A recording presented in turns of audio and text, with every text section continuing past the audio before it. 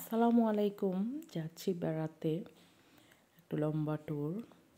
সেটা হচ্ছে ঢাকার নারায়ণগঞ্জ। তো আমরা খুব ভোরে শীতের সকালে রওনা দিয়েছিলাম। দেখতেই পাচ্ছেন কুয়াশা ভরা। ভোরবেলা আমরা গাড়িতে রওনা হলাম। আমরা প্রথমে এসেছিলাম বাংলা তাজমহল দেখার জন্য। তো আপনারা দেখতে পাচ্ছেন সামনে, এখানে প্রিয় দর্শকদের জন্য কিছু তালিকা করে রাখা হয়েছে। এখানে কি কি আছে সেটা লেখা আছে। তো আমরা এই রাস্তা দিয়ে সামনে এগোচ্ছিলাম, এদিক দিয়েই প্রবেশ করা হয়। এই হচ্ছে আমাদের কাঙ্ক্ষিত বাংলা তাজমহল। তাজমহলটি অনেক সুন্দর মনোরম এক পরিবেশে তৈরি করা হয়েছে। ভিতরে গেলে মনটা ভালো হয়ে যায়।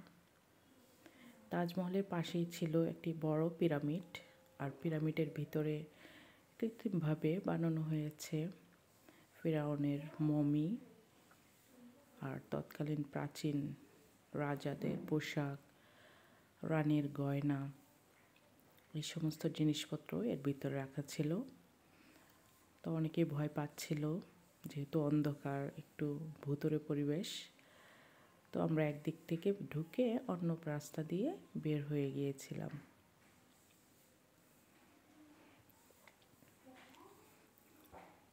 দেখতেই পাচ্ছেন আমরা ঘুরে দেখছিলাম, আর এটা হচ্ছে বাহিরের রাস্তা।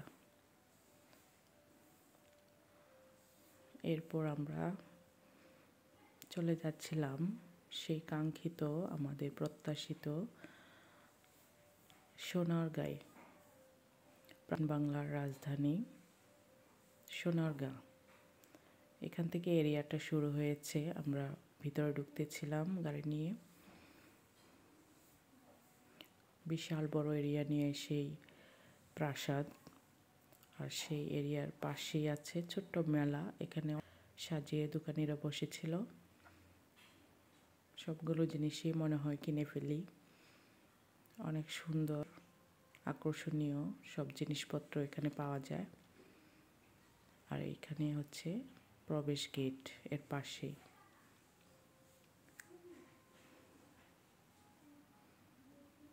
তো এখান থেকে টিকিট নিয়ে এই দিক দিয়ে এই গেটে প্রবেশ করব। আমরা ভিতরে ঢুকে গেলাম।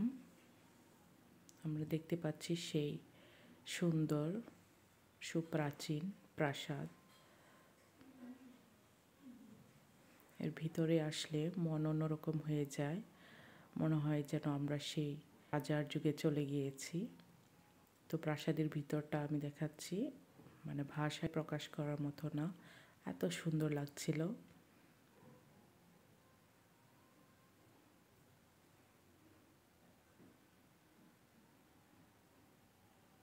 সুন্দরী।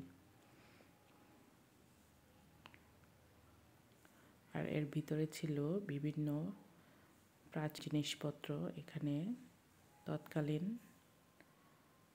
রাজাদের ব্যবহার্য জিনিসপত্র, আসবাবপত্র।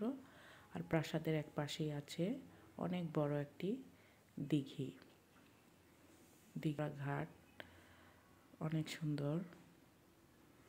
এখানে দর্শনার্থীর অভাব নেই। আসলে প্রত্যেকেই সৌন্দর্য উপভোগ করতে চায়। এই চত্বরের ভিতরেই আছে শিল্পাচার্য জয়নুল আবেদিনের লোক চারু ও কারু শিল্প জাদুঘর। আমরা জাদুঘরের ভিতরে ঢুকলাম। এই জাদুঘরটি 3 তলা বিশিষ্ট। 1 তলা, 2 তলা, 3 তলা পুরাটাই সাজানো আছে বিভিন্ন প্রত্নতাত্ত্বিক এবং বাংলার ঐতিহ্যবাহী জিনিস দিয়ে। আপনাদের দেখিয়ে দিচ্ছি।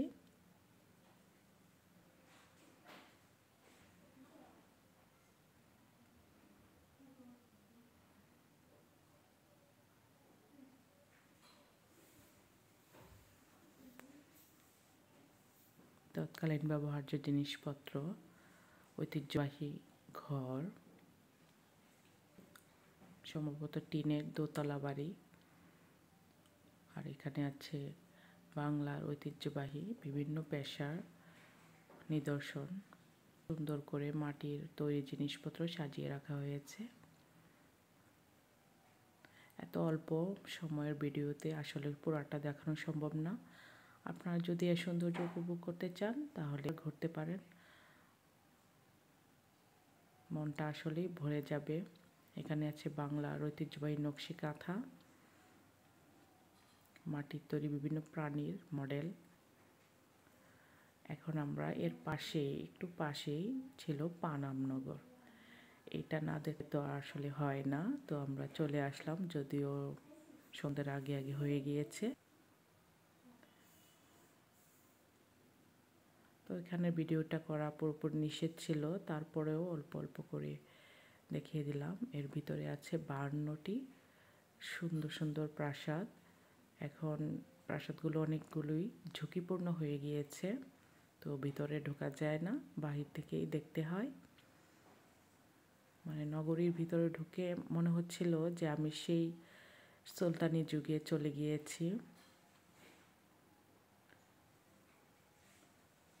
অনেক সুন্দর সুন্দর প্রাসাদগুলো রাস্তার দুপাশে সাজানো, আর মাঝখান দিয়ে চলে গেছে লম্বা রাস্তা। প্রাসাদের পাশ দিয়ে আবার লেক আছে।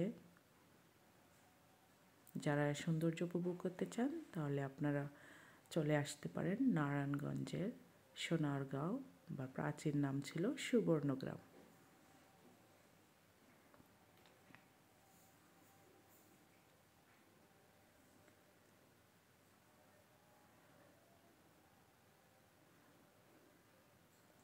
ভিডিওটি দেখার জন্য, আমাদের পাশে থাকার জন্য সবাইকে অসংখ্য ধন্যবাদ। আল্লাহ হাফেজ।